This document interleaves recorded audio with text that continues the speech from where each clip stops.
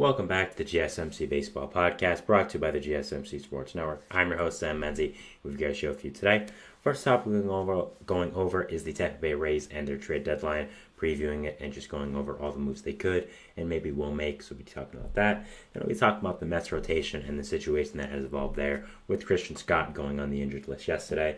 Then talking about Robbie Ray making his season debut with the Giants, the Mariners' offensive troubles, and Alex Cora and his extension with the Boston Red Sox.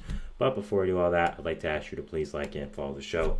We do get a number of questions from viewers to ensure that your question does get read in the air. Please use the link, gsmcpodcast.net. Really does help the show. Really does mean a lot, so thank you so much for that. And let's get into the show for today. All right, so the first topic I'm going to be talking about, of course, is, as I stated, the Tampa Bay Rays and their trade deadline that is going on. So let's get into that.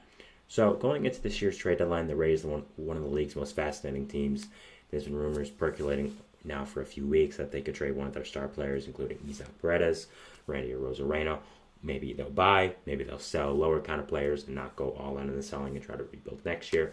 So there's really a lot going on around this Rays team, and I just did want to get on here and talk about what they could do, what they should do, and what I think they will do. So I wanted to go over all that. So first off, I wanted to talk about, the two stars you see there, Isaac Paredes and Randy Arozarena. Now, Paredes is a top 5 third baseman in baseball, I'd say consistently one of the best overall hitters. Since coming over from Detroit 2 or 3 years ago, he has been just a fantastic hitter with Tampa Bay, and overall has been really one of the big reasons why this Rays team has consistently been really great. You know, we always talk about how don't trade with the Rays, and I think he is mainly the biggest reason why. Because of that, the Rays a few years ago made a very questionable trade. I remember being online for that, and when I saw it, I was like, what the heck are they doing? This makes no sense whatsoever. The trade was Austin Meadows for Isaac Paredes. Now, at the time, Austin Meadows was a very solid outfielder for this Rays team, a corner outfielder who we thought was going to get traded. He was getting into the later years of his arbitration, so his contract was rising. So just simply put, because what the Rays' money situation is, they can't keep a lot of those players. It wasn't a surprise he got traded. Surprise who he got traded for. He got traded for Paredes to the Tigers. Now, Paredes at that time was a former top prospect who had never caught on with this Tigers team.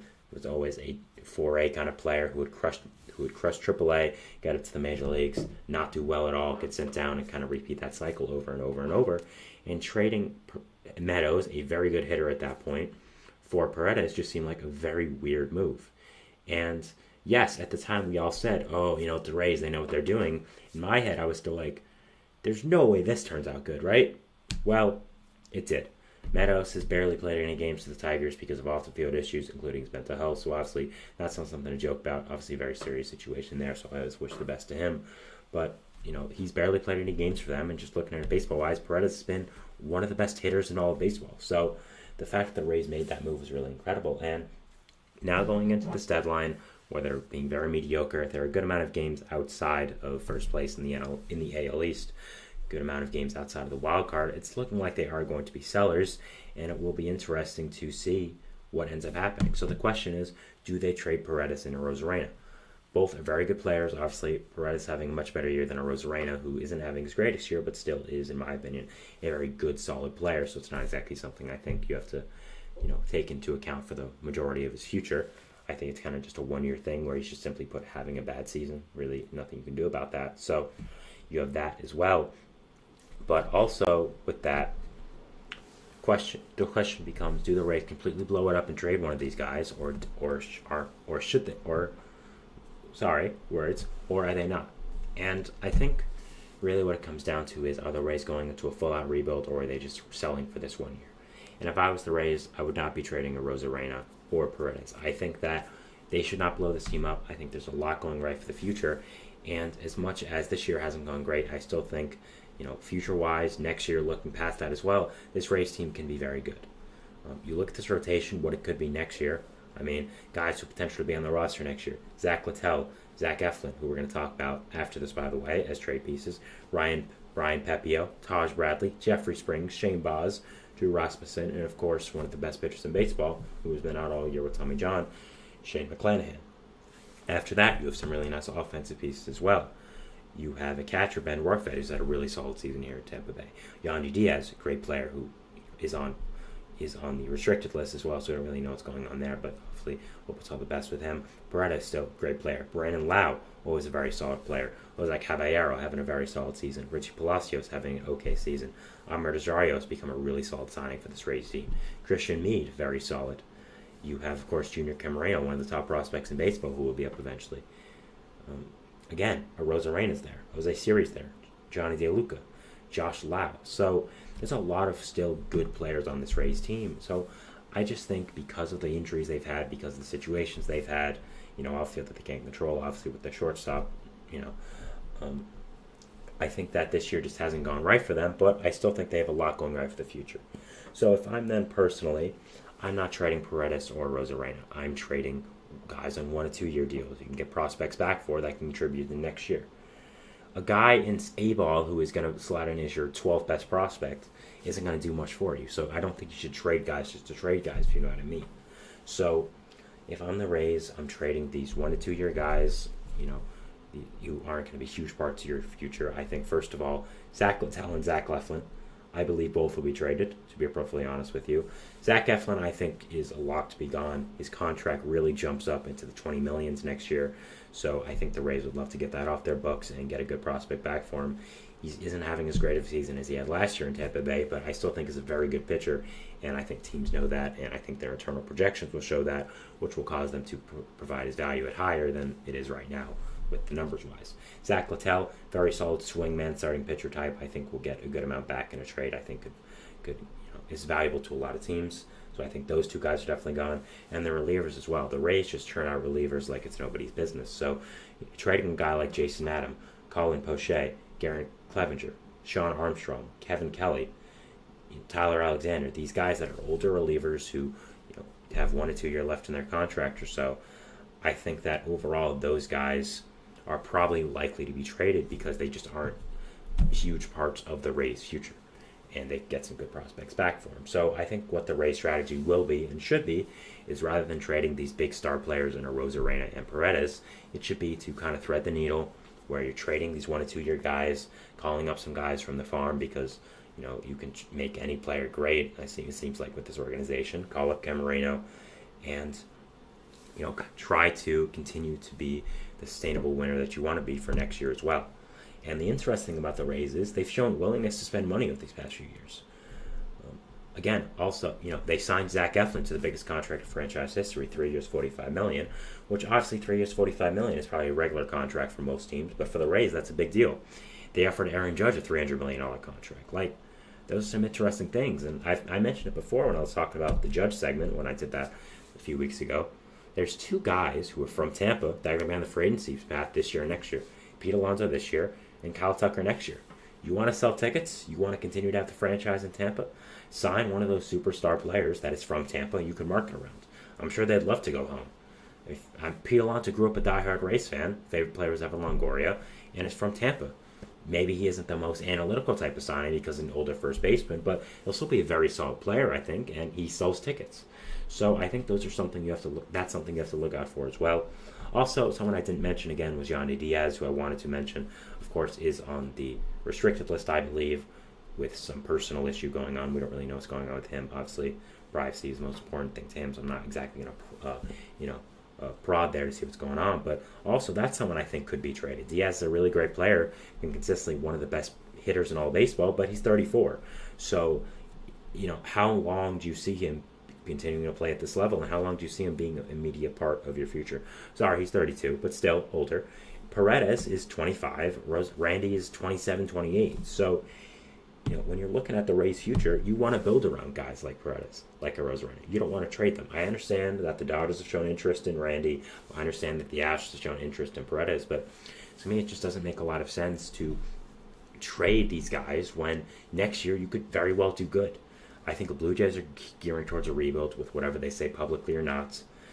And the Yankees, who knows what their next year looks like, if they lose Soto or not. The Red Sox, will they continue doing this? The Orioles story is going to be great, but you can compete with them. So I think that the Rays' future is still very bright, and there's a lot to like here. So if I'm them, what I'm doing is threading the needle, trading these 1 to 2 year guys, these older guys, and then gearing up towards next year with Paredes, with a Rosarena, 2 of your franchise stars. And that's what I think they will do in the end as well. I don't think they're going to really be big buyers. They're smarter than that. They know just this year isn't their year. Again, just going into the year as well, I kind of knew it was going to be their year. You had the Franco situation, which is so unfortunate for all the victims involved in that case as well. You had the pitching injuries, mainly to Shane McClanahan and Jeffrey Springs. So I kind of always knew this wasn't going to be a year. But again, looking at the future of this Rays team, it's really bright. I mean, going into opening day next year, you could have a rotation of what I would say would be Jeffrey Springs, Shane McClanahan, Shane Baz, Drew Rasmussen, Ryan Pepio. Even if Charles Bradley as well, those 6 guys. Even if you trade Littell and Eflin, you have the pitching depth to be able to not really feel the loss of that next year. So it'll be very interesting to see that as well. I mean, first base, you could have Yandy. Second base, Brandon Lau. Third base, Paredes. You could have shortstop, maybe move someone over and then have Camarena and Curtis Mead playing either the corner outfield or the corners at the infield. So be very interesting to watch, and the Rays' future is something that is really on my mind heading into August 1st. So that is our first segment here, talking about the Tampa Bay Rays and their trade deadline. Moving into our second segment, which is going to be talking about Christian Scott and the injury to his arm, and just talking about the Mets rotation. So yeah, we're going over that, and we'll see you after the break. So thanks, and bye. Looking for your daily fix? I feel like I'm losing my mind. Is everybody in the world blind? Please, Lord, give me a sign, a sign.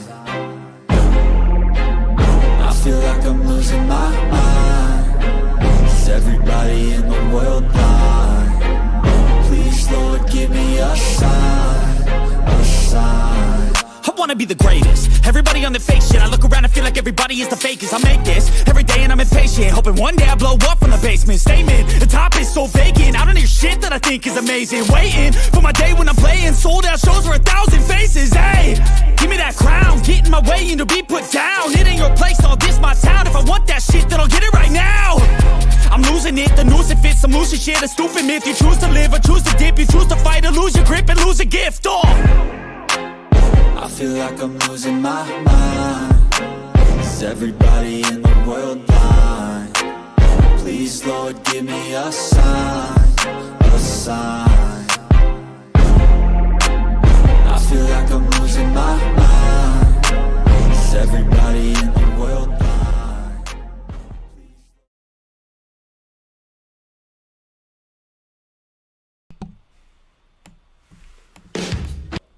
And we're back here on the GSMC Baseball Podcast, bringing you our second segment, which is going to be talking about the Mets and the rotation situation with Christian Scott being injured. But before we do that, I would like to ask you again to please like and follow the show. We do get a number of questions from viewers, so to ensure that your question does get read in the air, please use the link at gsmcpodcast.net. It really does help the show. It really does mean a lot, so thank you so much for that. And let's get back into the show for today. All right, so we talked about the Mets, my favorite team. I make no measure of hiding that. Yesterday was a good day, as we did end up clinching the season series against the Yankees, which is always fun.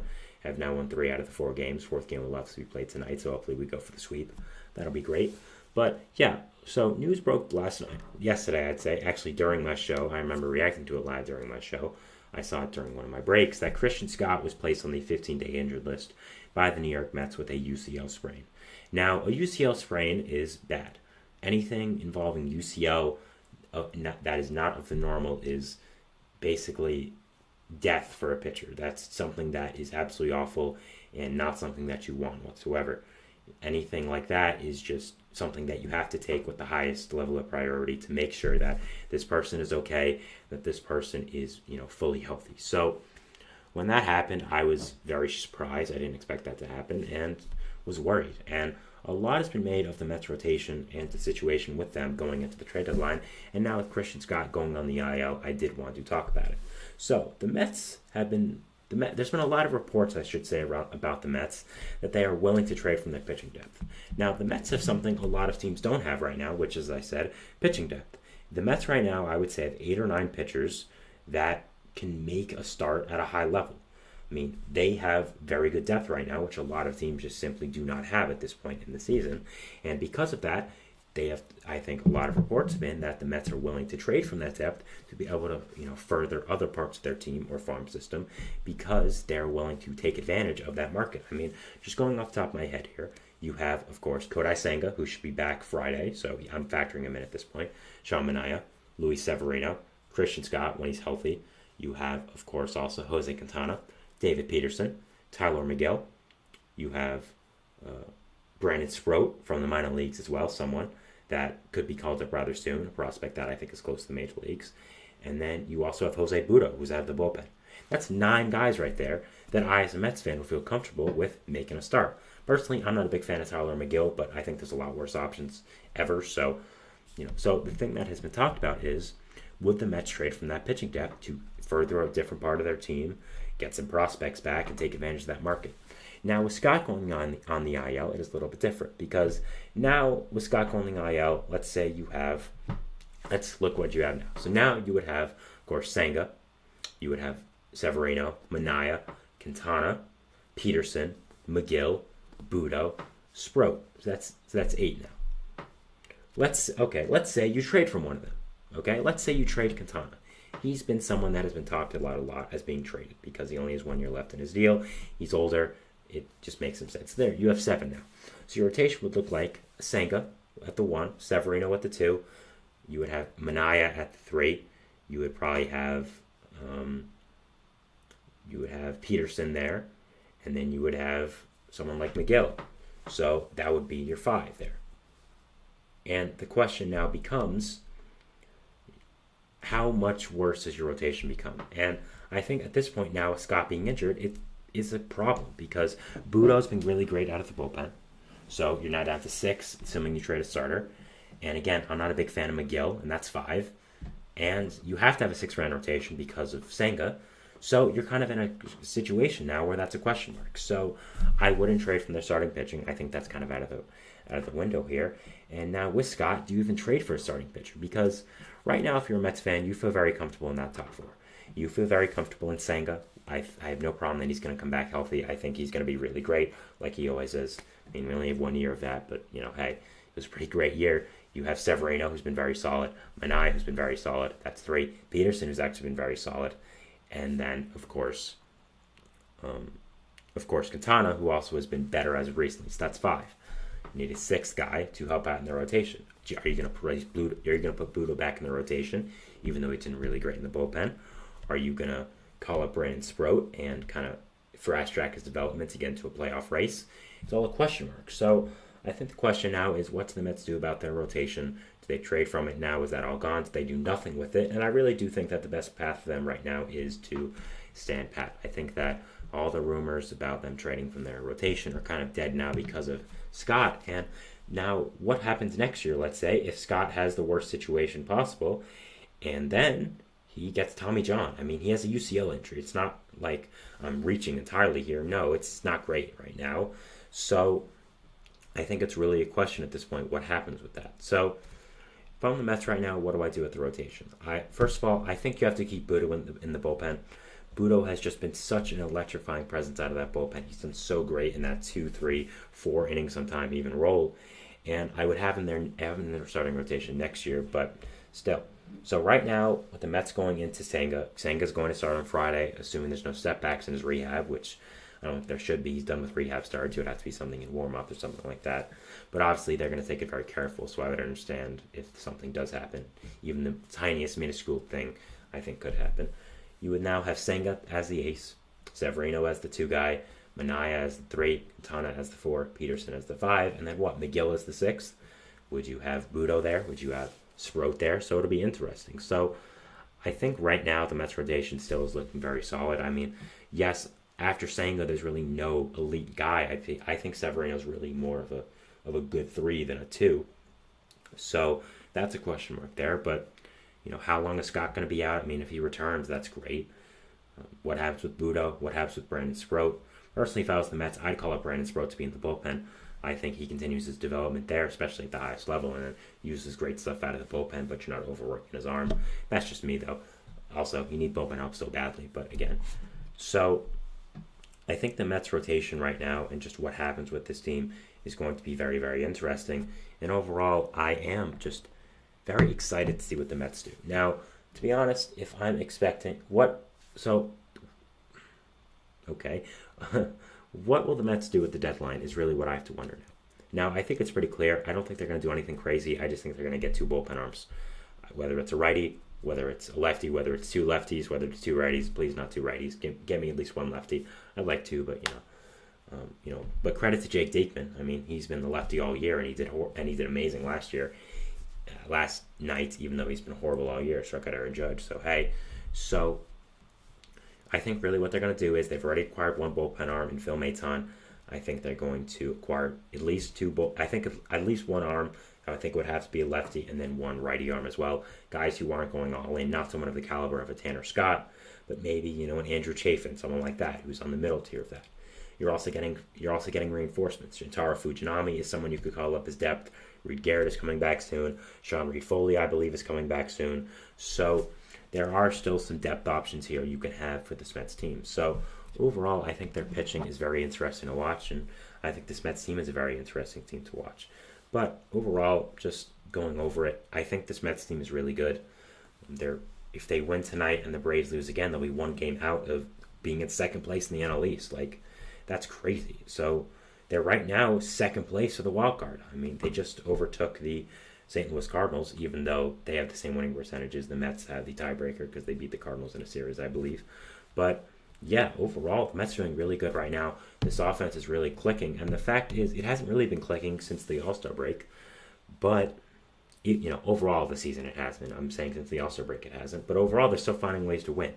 So that's really just a great job by them, and they're a very interesting team going into this deadline, and I'm very, very excited and interested as a Mets fan to see what moves they make and overall what decisions are going to be had. Also, I think next year the rotation is going to be looking really great. All the prospects coming up, so very excited about that, and very excited to see this Mets team overall and see what's going to happen. So yeah, that is our second segment here, talking about the Mets and the rotation and what's going on there. Moving into our third segment, which is going to be talking about Robbie Ray and his season debut with the San Francisco Giants, which is going to be happening tonight at 10 o'clock. So I'll be going over that, the impact it's going to have on the team and all that. So yeah, going over the break, and we'll see you then. So thanks, and bye. Mix of sports talk without having to pay for it? GSMC Sports Network is available on YouTube. Just search GSMC Sports Network. Get your fix of daily sports talk shows on YouTube, absolutely free. NFL, college football, NBA, MLB, MMA, UFC, fantasy football, and so much more. GSMC Sports Network has shows running all day long, with new sports shows starting every 2 hours. Just like on your favorite cable sports channel, except GSMC Sports Network is absolutely free. Just search GSMC Sports Network on YouTube to catch one of your new favorite shows, like the GSMC College Football Podcast, Chip Shot Football Podcast, Hoops and Heels Women's Sports Podcast, GSMC Basketball Podcast, and so many more. Check it out for yourself. GSMC Sports Network, now available on YouTube absolutely free. Search GSMC Sports Network on YouTube right now.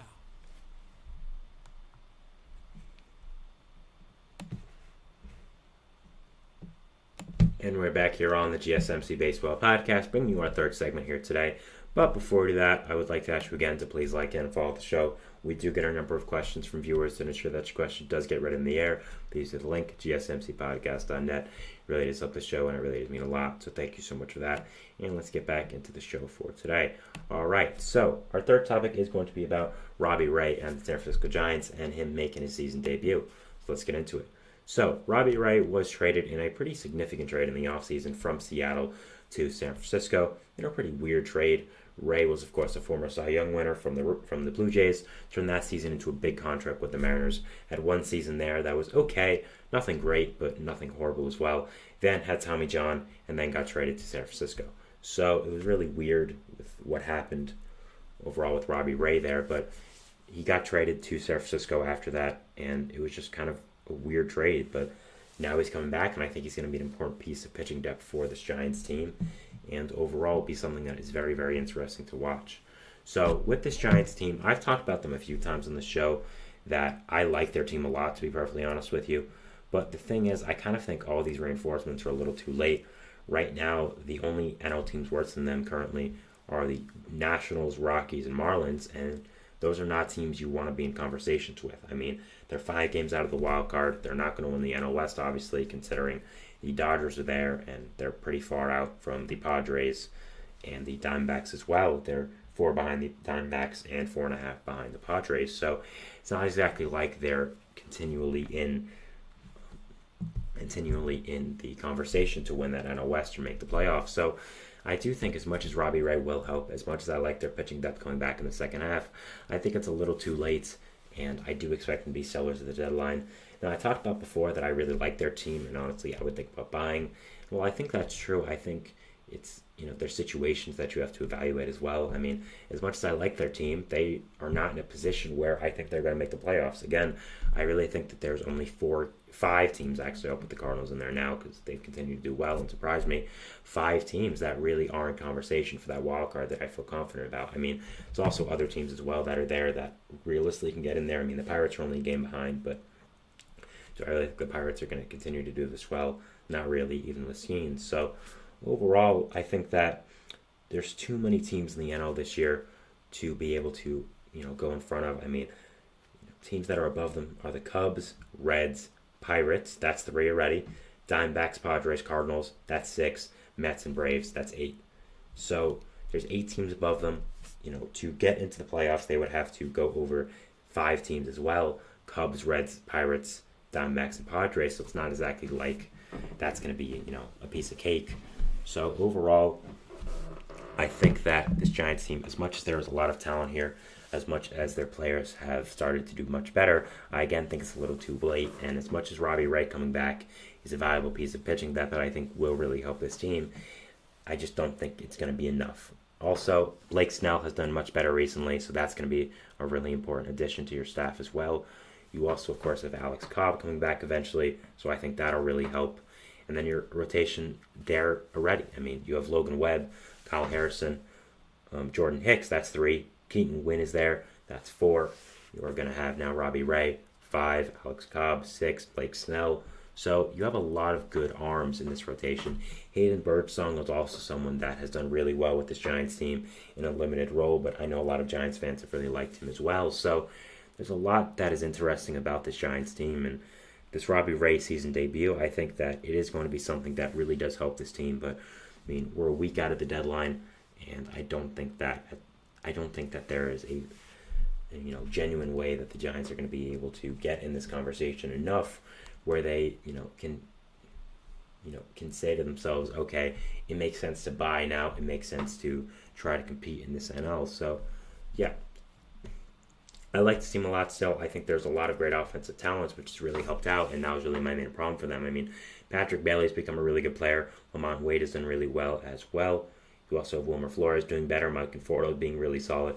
Elliot Ramos was an all-star. Mikey Shrimpsey's always going to have a lot of talent in that bat. So overall, as much as it is unfortunate about this Giants team, I think that they still have a nice foundation, and it'll be interesting to see who they trade and what they trade at the deadline. So Robbie Ray, though, I think will again provide a valuable asset to them in the future.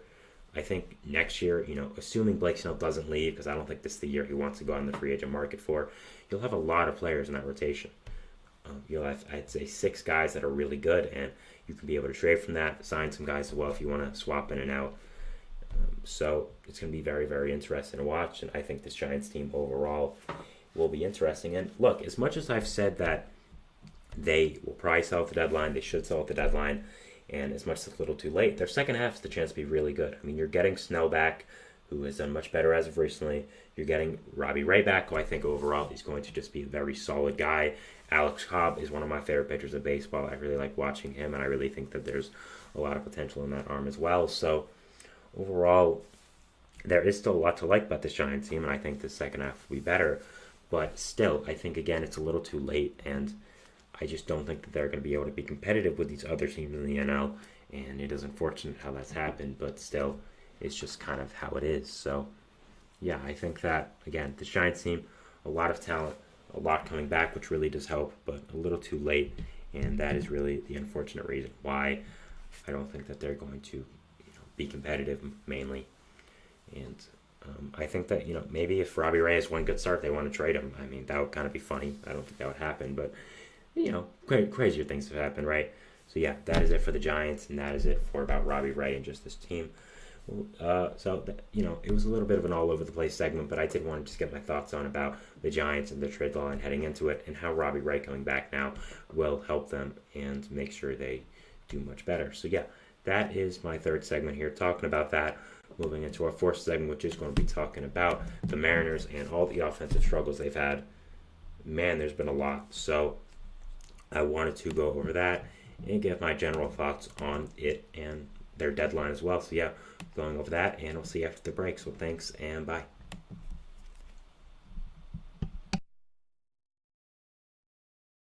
For the best and latest podcasts available anywhere, go to the podcast app on your cell phone and type in GSMC to access free content-rich podcasts on health and wellness, book reviews, sports, entertainment, relationships, social media, movies, technology, finance, and even weird news. Subscribe and download the GSMC Podcast Network's family of shows, available everywhere podcasts are found.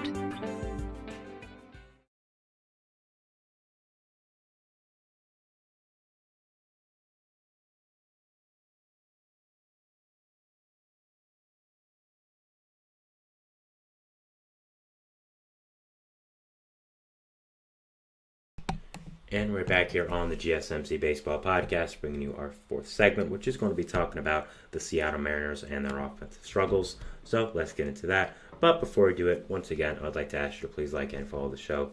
Really does help out. Really does mean a lot. Thank you so much for that. And let's get back into the show once again today. All right, so the Seattle Mariners are one of the most interesting teams in all of baseball this year. A team that really is just very interesting to think about and watch, and a team that I always have my eye on because of just how interesting and how eye-grabbing their team is. How, there's just always something going on with them, and I did want to talk about it here. So, with them this year, what's really been the problem, of course, really for the past 2 years now, I'd say, might be longer than that, is their offense. This Mariners team has what I would say is the best pitching in all of baseball, really up there with the other elite teams like the Braves, like the Royals as well, where their pitching staff is just absolutely fantastic. The problem is now their offense is absolutely horrible. It's been one of the worst in baseball for a good few months now, and there's also been some problems as well now with the two men you see on the screen here if you're watching on YouTube. Julio Rodriguez and J.P. Crawford both are going on the injured list and are both going to be out for, I would say, a pretty significant time. J.P. Crawford is going to be out for 4 to 6 weeks with an injury to his hand, I believe it is. And then Julio Rodriguez is going to be out more than the 15 days that is going to require in the injury list for his injury. I believe it should be around a month if I'm just doing like a general, wondering. I think that makes a lot of sense, and I think it kind of just is the most likely scenario here. But, yeah, I think really if the Mariners want to compete, they have to get off the ground with their offense, and they have to just do much better. So, let's go over these Mariners team offensive stats, shouldn't we? They're just really interesting. We're going to go by the players with the most plate appearances on this team and see what's going on with them.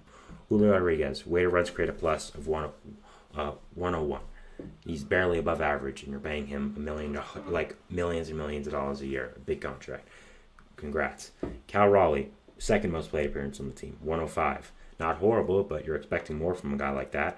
Third, Ty France, weighted runs created plus, 96.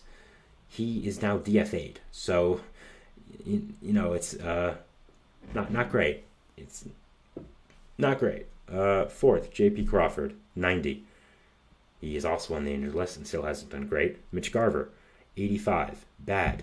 Josh Rojas, 94. Bad. Mitch Haniger, 104. I'm sorry, Mitch Haniger. What is that now? Mitch Haniger. Oh, 104. Okay, I was right the first time. What do you...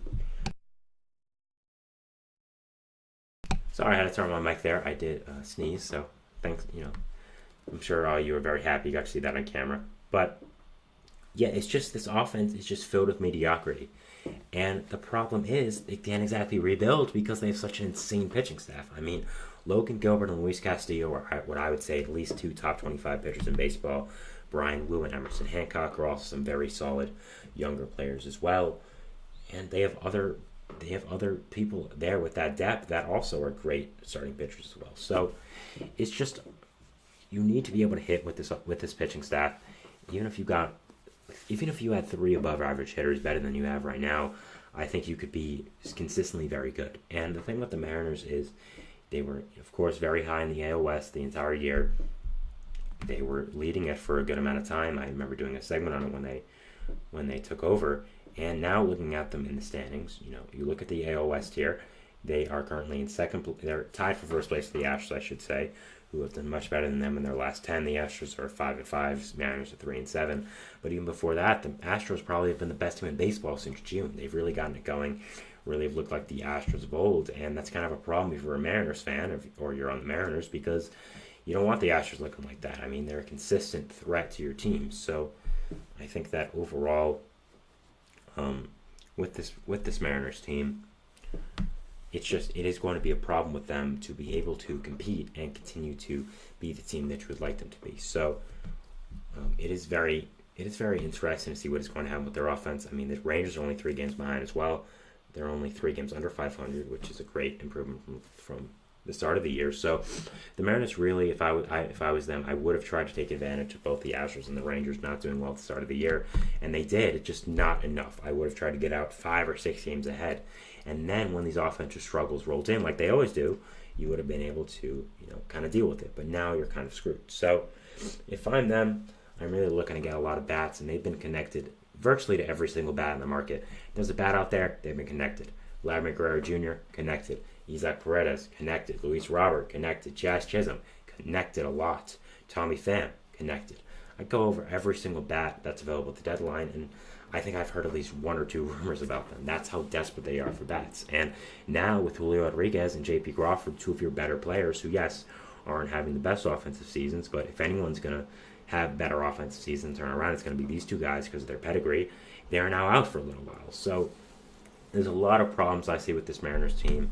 If I'm them, I'm really just going all in on hitting because, man, teams do not want to face this pitching in the playoffs. I am telling you that. I mean, if you score 2 to 3 runs, this game's probably over. That's how good this pitching staff is. It's just I don't know if they can score 2 to 3 runs every day because of how underwhelming this offense is. You, of course, just DFA'd Ty France, who, of course, I think deserved it, has been pretty bad, but you're now replacing him with Tyler Locklear, who hasn't exactly been the greatest in his few chances given at the MLB. Are you really going to have him as your starting first baseman trying to make the playoffs? Now, I listened to John Heyman's live show today on Bleacher Report, where he always gives out great information, and he talked about how they're going really hard after Vladimir Guerrero Jr. It's just the Blue Jays simply don't want to trade him, which I get. It's kind of not your fault. But if you're going hard after him, go hard after Luis Robert. Go hard after Jazz Chisholm. Go hard after these guys who are really young and very good as well. I mean, you have a fantastic farm system. And a lot of young players as well in the MLB roster that I think you'd be willing to trade.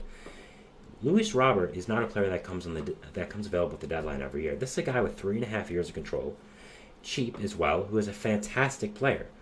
If I'm them, I'm offering up whoever I want. I mean, Cole Young, Harry Ford, Colton Emerson, Lazaro Montes, Felony Celestin. I apologize for announcing that top prospect's name wrong. Tyler Locklear as well, who I haven't been the greatest on. I still think is a very good, who still is a top prospect, so a lot of potential. These are 6 prospects here that I would say are consistently named as top 100 guys. All for 2 of them. I don't see what the problem is here.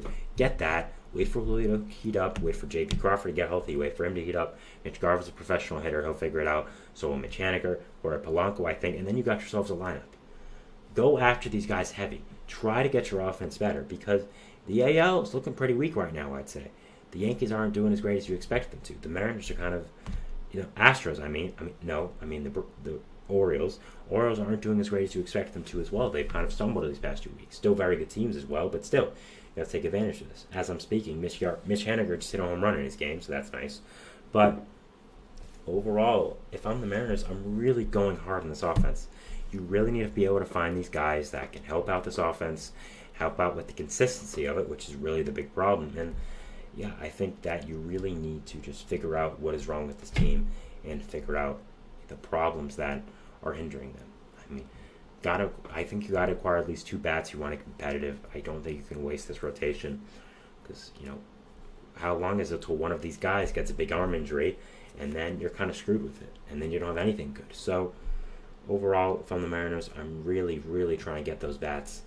I need to be able to consistently make this team really good. And just, it's a problem right now with this offense with how bad it is. And J.P. Crawford and Julio Rodriguez now being out for a significant amount of time as they have, it's a problem. So overall, this Mariners team needs to acquire some bats, needs to just get better in that regard, and needs to take advantage of where they are in the AL West.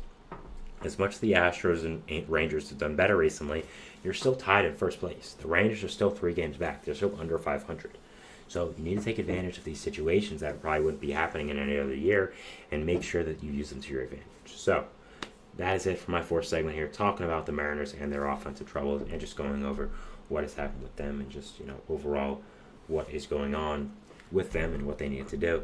Moving into my 5th and final segment here today, which is going to be talking about Alex Cora and his extension from the Boston Red Sox. So we'll be going over that, the Red Sox future, all that kind of stuff. And yeah, so we're doing that, and we'll see you after the break. So thanks, and bye.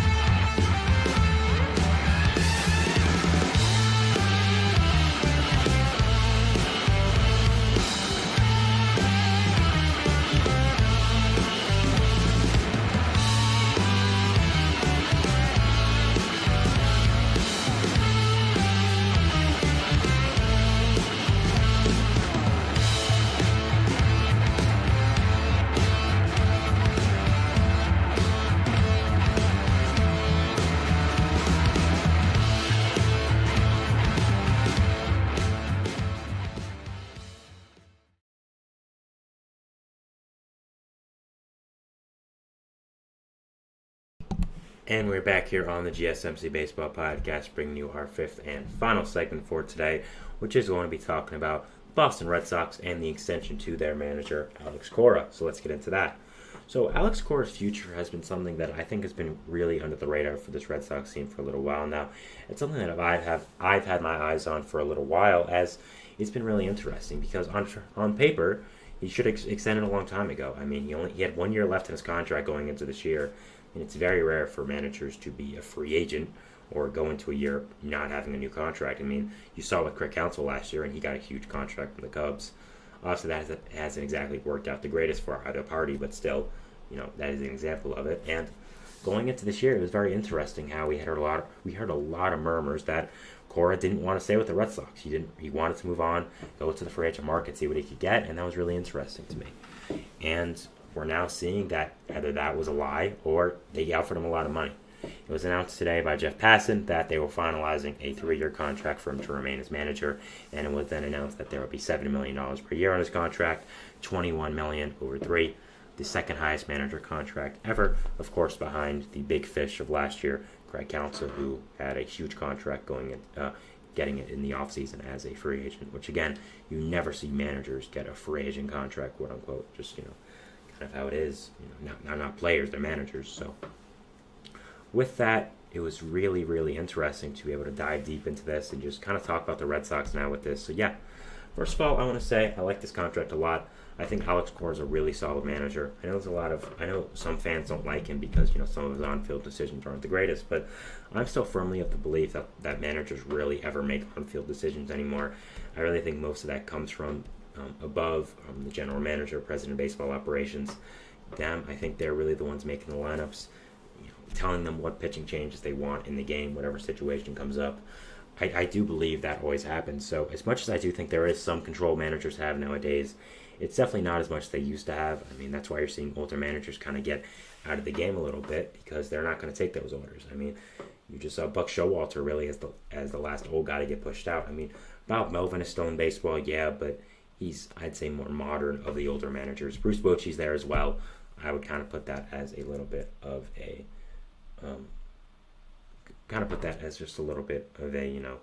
he's just there. He's kind of, I forgot the word now, of course, but yeah. So with Cora, I like the Ascension a lot. I think that Cora is a very good manager. I like his decisions a lot. I like the way, mainly, which I think managers are doing nowadays. I like the way he's always been able to put the clubhouse together. The Red Sox have dealt with a lot of adversity and a lot of different situations over these past few years with their management, with their team, and it's always seemed like the dugout had a lot of good vibes going on it. The players always liked each other. There was never really any reported problems, even with all that going on. So I think Cora's done always a really good job with that. And having consistency as manager is very important as well. That's why you're seeing all these teams hire younger managers who maybe don't have the most experience, but still are young. I mean, you just saw the Guardians hire Stephen Vogt as their manager, who had zero managing experience ever, zero coaching experience. I mean, he just got out of being a baseball player 2 years before. So you're seeing, and also that's worked out great. The Guardians are one of the best teams in baseball. So not exactly like it's just not working. You're seeing this nowadays a lot more, where they're hiring younger managers to develop them and kind of looking at them as prospects and being able to keep them for a long time, because a consistency at a leadership position like manager is very, very important for baseball and very important for these teams as well. I think Cora, again, knows what he's doing there, has a ton of friends within that Red Sox dugout, a lot of players who go to bat for him, and being able to extend him now, I think, is a really good job by them, and I think really helps you lock down a piece of your future. You know, this Red Sox team really has revitalized their future with this year. I think a lot of people, including myself, were really not expecting that great of a year. Kind of just a mediocre year to kind of get really towards next year after not spending a lot of money. But you've had a lot of breakout performances. I mean, Tyler O'Neill has become a fantastic hitter with this team. Kenley Jansen has had a career resurgence. Nick Pivetta, Tanner Houck, Garrett Whitlock have become really solid pitchers for this team. And they're now very close to a wild card position in this AL. So you've really had your future become revitalized within this year. And I think keeping a part of that, which is Alex Cora, on for the next 3 years is very important. Cora has become a mainstay in that Red Sox organization. Of course, the 1 year he was out because he was suspended because of his part in the Astros sign stealing scandal when he was the Astros third base coach, of course. Other than that, he's been there consistently. He's been a great presence, and again, I'm very happy that the Red Sox were able to get this done. And it was really interesting to me that I had heard a lot of rumors from very valuable Red Sox sources that Cora didn't want to extend with this Red Sox team and wanted to test his value. Now, I don't know if that was true or not true. I think maybe he was true, and they just gave him the money he wanted, so kind of interesting there. But obviously the Red Sox ownership has not spent as much money as fans, and I would say now Cora would like them to. There was a comment last offseason that I think really stuck with a lot of people. Was someone asked Cora, what moves are you going to be making? He said, I don't really expect us to make any big moves. We're kind of just staying put. You don't really want your manager saying that. It kind of doesn't really show faith in the current ownership group and the current general manager group there as well. I mean, you had Chaim Bloom just get fired as well. So you obviously had a little bit of a change up there in the big boy offices and the general manager and president of baseball operations there. But I think now keeping Cora and being able to have him as a big part of your future is very exciting. And, there are a lot of manager openings after this year. I think that Cora could have gone a lot of places, and it would have been really, really interesting to see what people would have paid for a guy like Cora, who has a lot of experience, is relatively young. People like him. You don't really ever hear anything bad about him. Of course, you heard the Astros sign stealing stuff, but he was the third base coach. What is he really gonna do with that? I mean, it's not really his fault. It's a lot of other people's fault more than him. So I don't really take that. I typically take that as a grain of salt mostly. So I think for the Red Sox being able to get this contract done, secure a big part of your future right now is very good. And looking at this Red Sox team at the deadline, they're a very interesting team. I mean, I don't know if they should buy. I don't really know if they should sell. I don't really know either. I don't think they should full out sell. I mean, they're clearly not in rebuilds anymore. They're clearly a team that is going to try to at least be competitive, and a team that is going to try to at least win some games. And, you do have some one-year contracts on your books. Kenley Jansen, Tyler O'Neill, but both have been very solid players for you. So what do? Do you keep them? Do you extend them? Do you trade them? Do you try to go for it and add other pieces as well, rentals, controllable pieces? So overall, I think that this Red Sox deadline is going to be very, very interesting to watch, very exciting to be able to see. And yeah, overall, it is something that I am just very interested in watching as a team. And I think extending your young manager, who has proven to be a star in this league, who would have been very coveted, is a good first step, and I'm very excited for it. I also think manager contracts can be very interesting to watch in the future as well. Two guys I'm looking out for are Mark Kotsay and Skip Schumacher, two great managers, two great young managers as well who have playing experience that are probably going to leave their team after this year because their team is really bad. So that means there's probably be a lot of teams lining up for Schumacher, lining up for Kotsay. I mean, there are a lot of teams that could make manager changes after this year. I think the Giants could be one, and that's a very, very interesting situation to be able to get into. I also think the Padres could be one. I think the Cardinals as well are definitely going to be one, assuming they don't make the playoffs. We'll have to see about that. I don't think the Cubs will have to sign on that huge contract, but he hasn't been really great. So I think the future of manager contracts is also going to be very interesting to watch as well, and something that I think becomes a bigger story as baseball continues to grow and continues to move on into the future. So that is my show for today, guys. I want to thank you so much for watching. Remember to like, subscribe to the notification bell to not only get notified when I upload, when all the other great content creators on this channel do. Make sure to follow us on Facebook, Twitter, TikTok, and Instagram for more content and updates. Thank you so much for watching. I did mention yesterday I thought today would be my trade deadline extravaganza video where I kind of predict everything going on. Unfortunately, I think I'm gonna move that back to Monday when I have a lot clearer vision of what teams are going to sell, what teams are going to buy, what players are going to be fully available. So I think I am going to move that back to Monday, and that is when that's going to be. Also have the deadline to fully prepare for that as well and give the best insight, because trade deadline is my favorite time of the year and is always really, really fun to watch. So yeah, thank you again so much for watching today. It's a beautiful day outside. Enjoy it, and we'll see if baseball throws at us tomorrow. Thank you guys, and bye. See you then.